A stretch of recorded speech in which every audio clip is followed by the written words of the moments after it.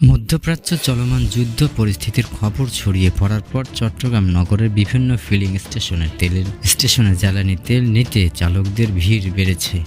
সম্ভাব্য সরবরাহ সংকট ও দাম বাড়ার আশঙ্কা অনেকেই আগেভাগে ট্যাঙ্ক পূর্ণ করে তেল নিচ্ছে।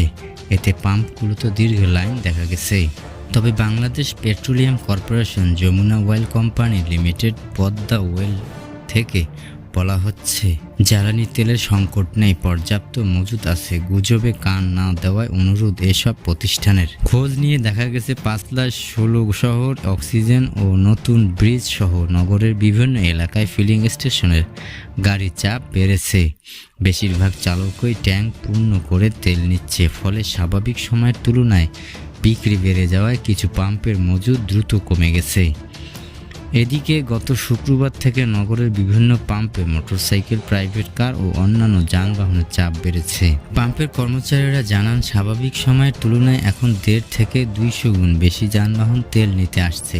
অনেক চালক সরাসরি ফুল ট্যাঙ্ক করতে চাইছেন। এতে প্রতিটি গাড়িতে তেল নিতে বেশি সময় লাগছে এবং লাইনের চাপ বাড়ছে।